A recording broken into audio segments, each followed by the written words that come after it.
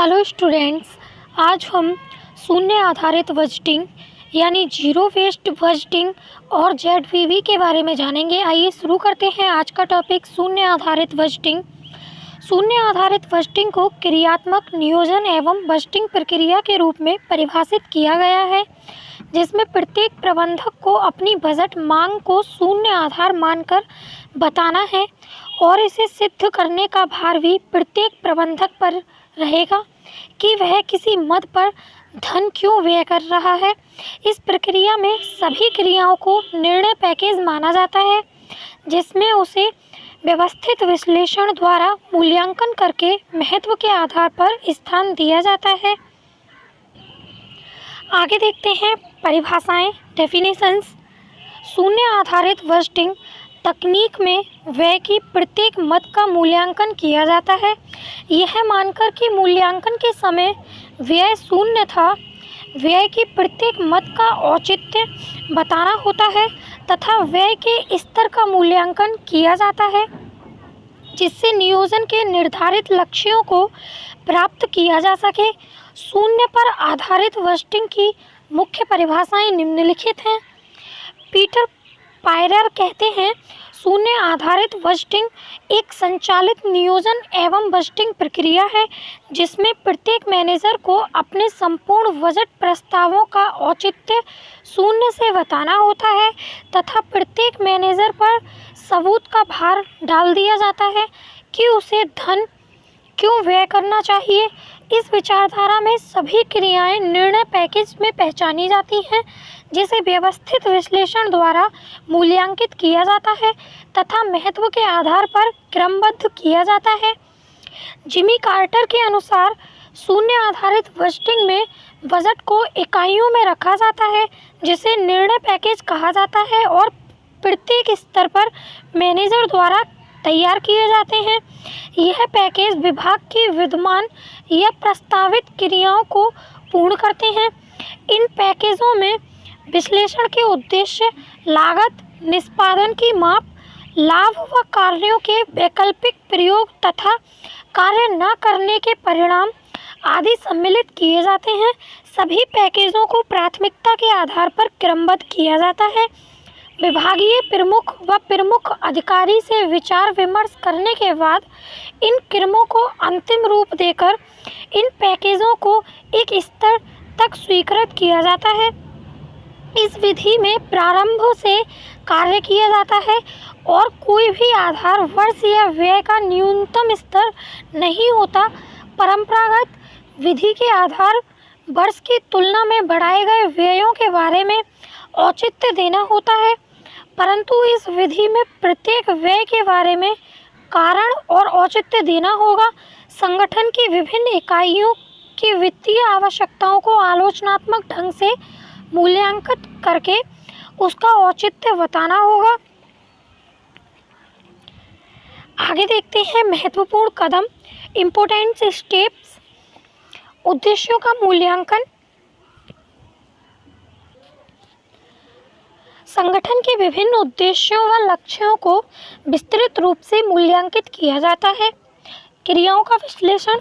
उद्देश्यों का व्यापक रूप से मूल्यांकन करने के बाद संगठन की विभिन्न क्रियाओं का विश्लेषण किया जाता है। इससे विभिन्न कार्यों व क्रियाओं के महत्व के निर्धारण में सहायता मिलती है। आवश्यक परिवर्तन। इस निर्धारण के आधार पर आवश्यक परिवर्तन लाने के प्रयास किए जा सकते हैं। इकाइयों की पहचान। शून्य पर आधारित बजटिंग को प्रारंभ करने में इकाइयों की पहचान सरलता से की जा सकती है। निर्णय पैकेज। एक निश्चित स्तर की क्रियाओं की वित्तीय आवश्यकताओं हेतु निर्णय पैकेज का सहारा लिया जाता है, जिसके लिए उद्देश्यों, क्रियाओं, वैकल्पिक साधन एवं कोषों का स्तर आदि को ध्यान में रखना होता है। इससे किसी क्रिया की वित्तीय आवश्यकताओं का निर्धारण सरलता से किया जा सकता है। क्रम निश्चित करना। निर्णय पैकेज का विस्तृत रूप से अध्ययन करने के बाद उसका क्रम विभागीय अधिकारी द्वारा अपने उच्च प्रबंधक को देना होता है। बजट प्रस्ताव निश्चित करना। विभागीय स्तर पर क्रम निश्चित करने के बाद प्रस्तावों को अंतिम रूप दिया जाता है। पूर्व शर्तें होती हैं इसमें कुछ। कठिन कागजी कार्य। शून्य आधारित बजटिंग प्रक्रिया में कठिन कागजी कार्यवाही व विस्तृत व्याख्या करना आवश्यक माना जाता है। सूचनाएं उपलब्ध होना। संगठन इस स्थिति में होना चाहिए कि वह सभी प्रकार की अपेक्षित सूचनाएं दे सके, जिसमें लागत संबंधी आंकड़े भी सम्मिलित हैं। अवधारणा की स्वीकृति। यह पद्धति उसी समय सफल हो पाती है जबकि इस बजटिंग की अवधारणा को पूर्ण रूप से स्वीकार कर लिया जाए। व्यक्तियों का व्यवहार। संगठन में कार्य करने वाले व्यक्तियों का व्यवहार इस बजटिंग के पक्ष में होना चाहिए, अन्यथा योजना के कार्यों में प्राथमिकता का क्रम निर्धारित करना कठिन होगा। इसके कुछ लाभ होते हैं। वास्तविकता के निकट। प्राथमिकताएं, उद्देश्यों व लक्ष्यों का विस्तृत रूप से अध्ययन करने के कारण संपूर्ण बजटिंग प्रक्रिया वास्तविकता के काफ़ी निकट रहती है। लागत का सही निर्धारण। संगठन की सभी क्रियाओं का व्यापक रूप से मूल्यांकन करने के पश्चात लागत के तत्वों को अच्छे ढंग से उपयोगी बनाया जा सकता है। अधिकारियों का अच्छा भाग। शून्य आधारित बजटिंग पद्धति से अधिकारियों द्वारा प्रबंध में सही ढंग से भाग लिया जा सकता है, जिससे संवहन भी सही ढंग से संभव हो जाता है। इसकी कुछ सीमाएं होती हैं। कार्यान्वयन में असावधानी। शून्य आधारित बजटिंग तकनीकी के कार्यान्वयन में असावधानी लाने पर इस विधि से प्राप्त लाभ नहीं हो पाएंगे। जैसे अमेरिका में अनेक साधन अधिक उत्पादक क्रियाओं की ओर मोड़ दिए गए। एक से अधिक वर्ष।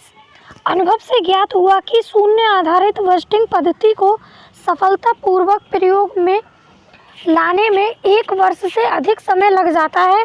कार्यों के विश्लेषण एवं आवश्यकताओं के मूल्यांकन करने में काफ़ी समय लग जाता है।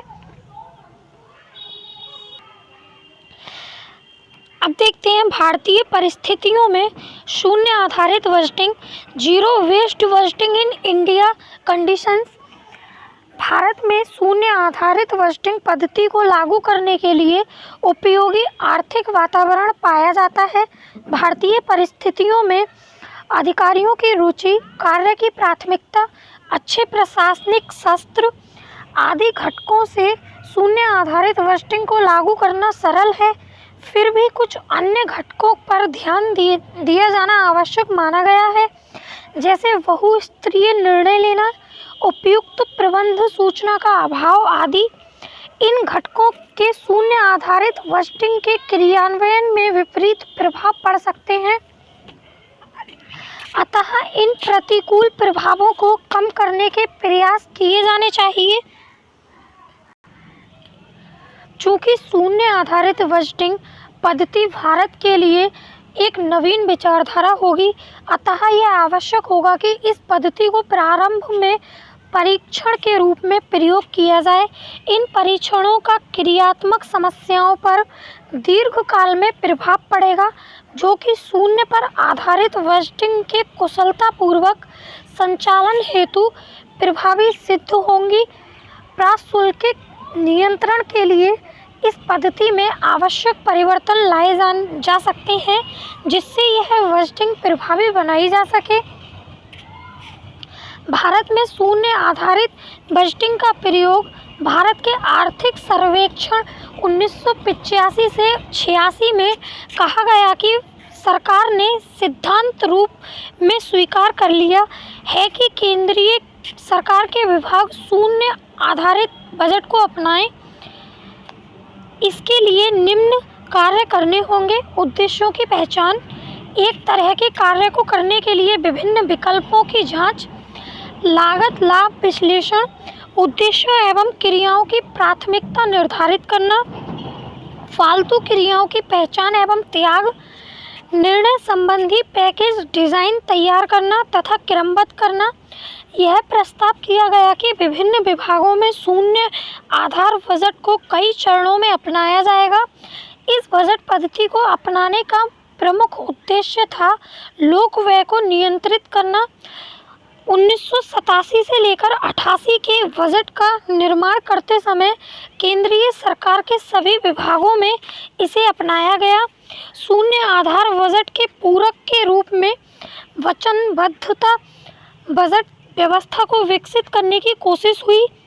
इस बजट का उद्देश्य यह है कि जिन परियोजनाओं पर कार्य प्रारंभ हो गया है उन्हें फंड के अभाव में बंद नहीं करना है। निष्पादन बजटिंग के स्तर के बारे में जानते हैं। Phases of performance budgeting. बजटन की परंपरागत व्यवस्था में सुधार एवं संशोधन के आधार पर बजटन की जो नवीन तकनीकें विकसित हुई हैं उसमें निष्पादन आधारित बजटन भी उल्लेखनीय है। परंपरागत बजटन में आगत और निर्गत दोनों को मौद्रिक रूप में प्रस्तुत किया जाता रहा है और इसका मुख्य उद्देश्य वित्तीय नियंत्रण बनाए रखना होता है। इस प्रकार के बजटन में व्ययों का भौतिक उपलब्धियों या किसी उद्देश्य की प्राप्ति से प्रत्यक्ष संबंध नहीं होता। परंपरागत बजटन की इस सीमा का समाधान करने की दृष्टि से निष्पादन बजटन की अवधारणा विकसित हुई। निष्पादन बजटन शब्द का प्रयोग सर्वप्रथम 1949 में संयुक्त राज्य अमेरिका में हूवर कमीशन ने अपनी रिपोर्ट में किया था, जिसमें यह संतुति की गई कि बजट ऐसा होना चाहिए जो कार्यक्रमों और क्रियाकलापों पर आधारित हो। आगे देखते हैं निष्पादन बजटिंग के स्तर। Faces of performance budgeting. इसके 4 स्तर हैं। नियोजन, अनुमान लगाना, पुनरीक्षण, क्रियान्वयन। नियोजन का आशय दिए हुए उद्देश्यों और सीमाओं के अंतर्गत बजट के कार्यमूलक उद्देश्यों को निर्धारित करना होता है। नियोजन की प्रक्रिया में निम्न पहलू शामिल होते हैं। वित्त मंत्रालय बजट की सीमा एवं मुख्य कार्यक्रमों को स्पष्ट करते हुए अपना वित्तीय विवरण तैयार करता है। सरकार की सामान्य नीतियों की सीमा के अंतर्गत वित्त मंत्रालय या बजट विभाग कार्यक्रमों की एक रूपरेखा प्रस्तुत करता है तथा विभिन्न कार्यक्रमों के लिए कुल राशि का निर्धारण भी करता है। अनुमान लगाना।